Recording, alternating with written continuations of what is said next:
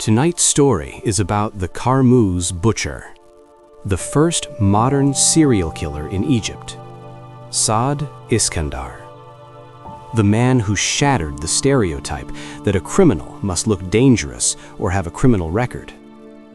Saad was handsome, charming, perfectly dressed in tailored suits, well-spoken. He could make any woman fall for him with just a few words. The story began in Asut, a spoiled child born into comfort, raised to believe he was superior above everyone else. His word was law. As he grew, so did his narcissism. His striking looks fed his ego. His elegance reinforced his belief that he was special. Behind that polished face was a psychopathic narcissist. Then his father died, and the money disappeared. The royal lifestyle he had grown accustomed to was gone. But Saad's ego refused to let him live an ordinary life. So he decided something horrifying. Other people's blood would finance his existence. Saad did not kill for survival. He killed for gambling. He was addicted to casinos in Alexandria. He would lose thousands of pounds in a single night, and to recover those losses, someone had to die. Gambling was the true engine behind every drop of blood spilled inside the Karmouz warehouse. In the Karmouz district of Alexandria, he began weaving his web. The first thread was Setham, an elderly, respectable woman. She saw him as the son she had lost years ago. But their relationship was never just tenant and landlady. Saad used his charm and calm demeanor to earn her absolute trust. She became the perfect victim. He entered her life through the role of the absent son, polite, gentle, refined, until she trusted him enough to open her home and her safe. Then, one day, while sitting calmly beside her, he betrayed her. Coldly, without hesitation. Wearing gloves to avoid fingerprints, he stabbed her, stole her gold and money, cleaned the knife, and walked out as if nothing had happened. Neighbors saw him leaving. Moments later, a neighbor entered and found Setham lying in her blood. She screamed. The police arrested Saad based on suspicion and witness statements. And here came the terrifying part. He wasn't afraid. In interrogation, he wasn't a frightened criminal. He was an actor. Calm, refined, controlled. "How could I harm a woman who was like my mother?" he said. He performed tears. He displayed aristocratic dignity. There was no murder weapon, no stolen gold found, no advanced fingerprint science. The law states the accused is innocent until proven guilty. With no physical evidence, he was released. He walked free. Not just free, but convinced he was smarter than the entire system. That belief turned him into something far worse. He rented a warehouse in Karmouz and implemented a new system: internal burial. He invited a grain merchant from Asut under the pretense of partnership, killed him, took 1,000 pounds, a fortune at the time, buried him under cement, tiled over the floor. No body, no crime. He was suspected again, but with no corpse, he walked free a second time. Why was he released? This time, Saad used the money he had stolen. He hired top lawyers and managed to prove that the merchant had many enemies and that their meeting had been merely an ordinary business discussion. With no body to prove the murder, he was released again due to the absence of a corpse. He began practicing his hobby of luring victims. He brought women under the pretext of offering work or help, and he brought merchants under the pretext of business deals. Witnesses who knew him in Karmouz described him as the perfect local gentleman. He greeted everyone with a smile and wore the finest suits, while at the same time burying his victims beneath his feet, pouring cement over them, and sitting above them smoking shisha calmly. His barber said he used to come to me for a shave. He was the calmest customer in the shop. His hand never shook and his smile never left his face. The barber later said, I used to place a razor on the neck of a man who had killed dozens, and I never felt any danger. He was so calm you could fall asleep while shaving him. He needed money again and arranged to meet a fabric merchant named Haj Kut.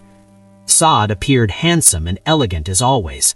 When the merchant arrived, he struck him from behind, stabbing him in the spinal area to paralyze him before finishing him off. He sensed movement near the door. From the street, he saw the shadow of legs and heard someone trying to spy. It was a poor, frightened girl watching the warehouse. Unsure whether she had seen anything, he lured her inside. Now he had 2 bodies buried in the same pit. The merchant's family asked Saad about him. He said they had met and that the merchant had left. They trusted his appearance and searched elsewhere before filing a missing person report at the Karmouz police station, stating that their father had last been seen with Saad Effendi. Still, no one directly accused him because of how he looked. The next day, Saad hired a poor laborer to arrange boxes in the warehouse. The laborer noticed a large blood stain beneath the crates. He became nervous, but Saad assured him in his calm manner, and the worker joined the others beneath the floor. Neighbors said he used to sit outside the warehouse smoking shisha and laughing while the smell of decomposing bodies began to seep through the tiles. One neighbor later said that after the disappearance of Haj Kut, he saw Saad sitting in front of the warehouse laughing while Kut's body was buried less than a meter beneath his feet. He even asked the family coldly, "Has Haj not returned yet?" Saad did not kill to accumulate wealth, he killed for the gambling table. Every night he went to Alexandria's casinos wearing his finest suit, throwing hundreds of pounds, the blood money of his victims, onto the table. He spent lavishly on his romantic relationships to maintain the image of the charming aristocrat.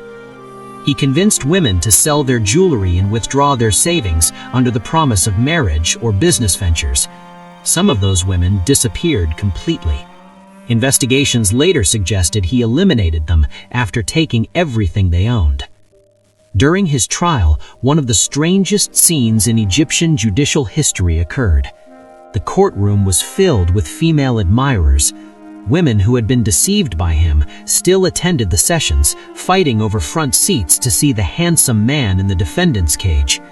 It revealed how masterfully he manipulated emotions. Then came Khadija. She was his neighbor in Karmouz, a respectable married woman known for her good reputation. There was no romantic relationship between them. Their relationship was purely neighborly. In October 1951, he knocked on her door pretending to need help arranging fabric in the warehouse. Out of kindness, she went with him without informing her husband, believing it would only take minutes. Once inside, he locked the door. His expression changed. He pulled out a dagger and attacked her, driven by his financial desperation and greed for the gold she was wearing. But Khadija fought back fiercely. Despite her wound, she resisted, bit his hand, and screamed at the top of her lungs. She managed to escape into the street, bleeding and shouting, "Saad Effendi killed me." She became the only witness who saw his true face and survived to tell the story. The police arrested him again. Major Kamal Hayrat began to connect Khadija's testimony with the disappearance of Haj Kut and others. They dug up the warehouse tile by tile. The first body, the fabric merchant. The second, the grain merchant. The third, the girl. The fourth, the worker. The fifth, dismembered remains of an unknown woman. Khadija would have been number 6. Victims' families gathered outside demanding justice. Zinat, the mother of the little girl, saw her daughter's remains and screamed in anguish. Saad stood watching coldly, smoking his cigarette. When police searched his house, they found a hidden safe behind a painting containing Saddam's gold and the merchant's watch. he had kept them as trophies, as proof of his superiority over the law. His arrogance led him to the gallows. He tried to fake insanity in prison, speaking in strange languages, but doctors exposed him. In 1953, at Hadra prison, he stood before the gallows without a tremor. He requested a cigarette and a glass of water, consumed them slowly, and told the executioner, "Finish quickly." A guard later said, "It felt as though he was judging us, not the other way around." Saad believed his life was more valuable than anyone else's. He had no empathy. When asked if he was afraid while burying bodies, he replied, "I was only afraid the cement wouldn't hold and the smell would escape." He did not kill for hunger, he killed for control. He taught a chilling lesson. The devil does not have to look monstrous. He can wear an elegant suit and smile. These are real photographs of Saad. Follow us for more real stories darker than fiction.